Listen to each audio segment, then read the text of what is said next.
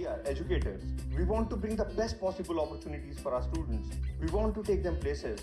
We want to do everything possible to ignite the spark of inspiration. We want to provide the best infrastructure.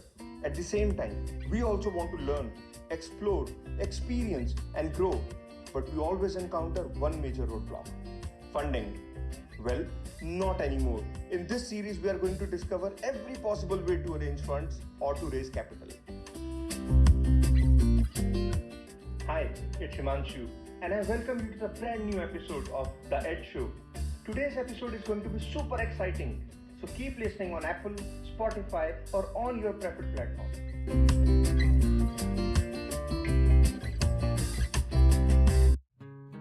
Welcome back to the brand new episode of The TEDS Show. This is the third episode of the EdInvest series, and in this episode, we are going to discuss everything about grants. In this episode, we will understand what is the meaning and purpose of grants with examples, different types of grants, who all can raise grants and its application process. I hope that this episode will give you detailed insight on this concept, and I just wish you an engaging and amazing learning experience. So let's get started. In the first episode of this series, we have covered the basics of grants and other types of repayable and non-repayable funding opportunities. So if you have not listened to the previous episode, then I suggest you to listen to the introduction to funding, which was our first episode, and then listen to this episode for better understanding. And during this episode, if you feel stuck, confused, or if you have any questions, then I would suggest you to make a note of them and send me a voice message using Anchor app after this episode. Or if you are listening to this episode on YouTube, then share it in the comment section and I will address all your questions in the Q&A podcast. Now let us understand grants. A grant is a sum of money or material given by the government or other organizations for a particular purpose. And in return, the receiver agrees to comply with the purpose for which they have received the grant. Now grants are available for various purposes, and it is available for all individuals, educational institutions, non-profits, and for all the sectors. But in this sector, we will only focus on the grants available for educators and education sector. And hence, I suggest you to make a note of all the relevant information. So get your pen and notepad ready and let's get started.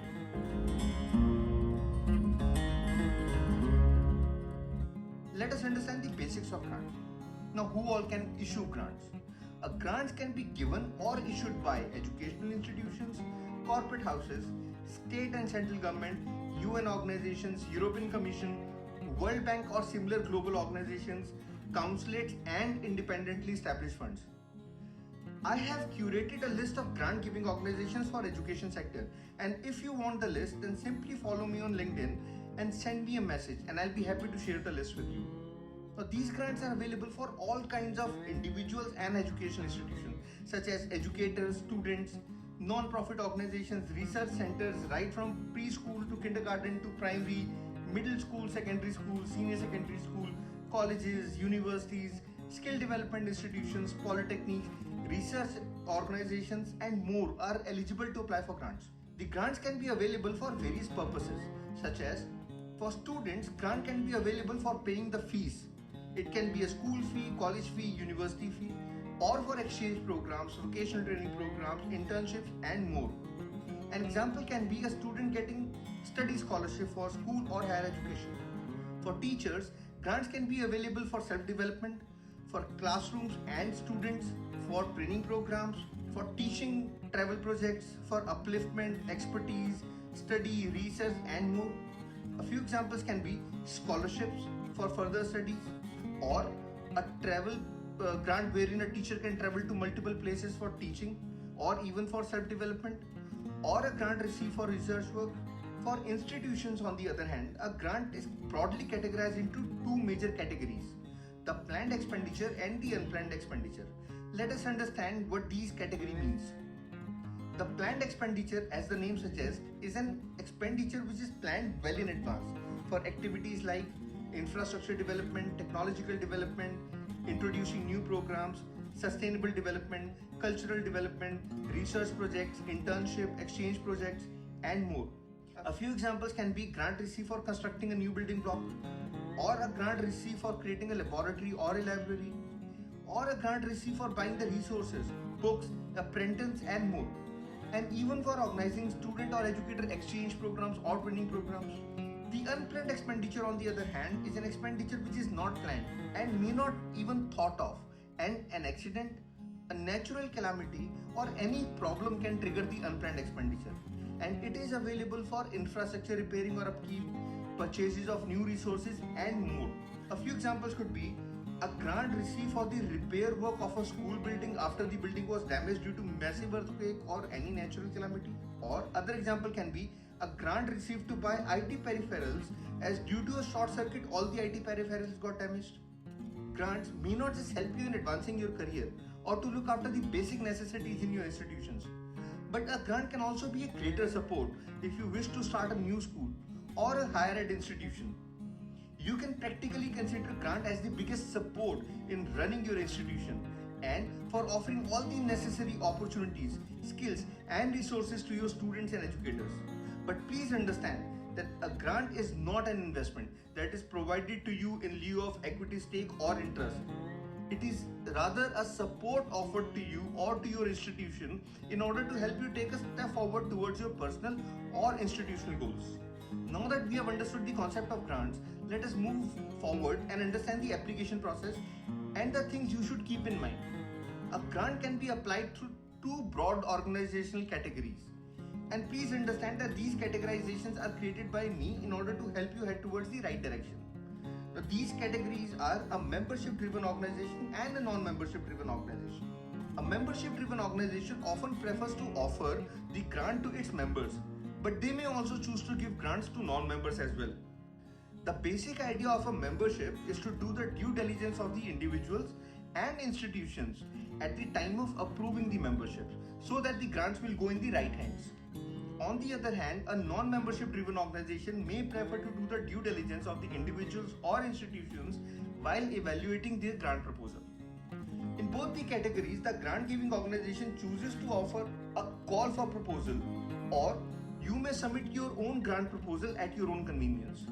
The basic difference between a call for proposal or submitting a fresh proposal at your own convenience is that when the grant giving organization is working towards a specific goal, then they may prefer to call for the proposals from the receivers who are working in the same area and are looking for support. Typically, this category is time bound, and hence the proposal evaluation, due diligence, approval and disbursement of grants works as per the predefined timelines. On the other hand, if you wish to submit your own proposal for a specific purpose, then you may also choose to submit it, and the grant giving organization may take its own time in evaluating the proposal and may choose to issue the grants at a later date, as the organizations may prefer to work as per their predefined agendas. Now, what should you do before you even create a grant proposal? This is a highly effective 5-step process created by me, and during all these years I have encouraged many educators and educational institutions to work as per these steps, and these steps have always done wonders for them. Step 1. Define your purpose. Before you even create a grant proposal, you should have a well-defined purpose for which you intend to receive a grant. Step 2. Find the right door. Before you even think about reaching out to the organization for grants, you must first visit their website and understand the main agendas and goals. Let's understand this with an example. You being an educator is looking for a travel grant, and you submit your proposal to a teacher fund to receive the grant. But if their main agenda is to uplift the teachers by giving them the study grant or scholarship, then they may either choose to reject your proposal or may keep it aside for later date. Step 3. Understand the grant giving organization. Now, before you create a proposal, you must have a clear understanding about the vision and mission of the selected grant giving organizations, and you must have a clear idea about their priorities. Step 4. Storyboarding. This is a very crucial step. Now that you have filtered out the most relevant grant giving organizations and that you understand their vision, mission and priorities, you need to align your project with the priorities, vision and mission of the organization. And if it is completely in sync, then it's a eureka moment. Now go to the final step. Step 5. Write an effective grant proposal. Please understand that grant giving organizations receive millions of proposals every year, and they prefer to choose the best proposals for grant distribution. And here you need to understand that an effective proposal plays a critical role while applying for grants.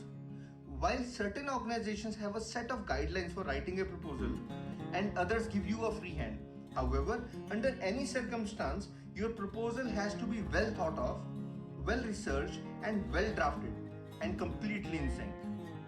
Do let me know if you want me to create a separate podcast on how to write an effective grant proposal. During my journey, I've come across some great educators who have raised grants for various purposes, for self as well as for their students or institutions. If you want me to invite them for an interactive session, then do let me know and I'll be happy to reach out to them. And if you have liked this podcast, then do rate us on Apple Podcasts and share it in the community. And I will see you in the next episode. Thank you for listening to that show. I hope it was a great learning experience for you. If you have any questions or suggestions, then do share a voice message with me on Anchor. Or if you are listening to this podcast on YouTube, then share it in the comment section and I will address all your questions in the Q&A session.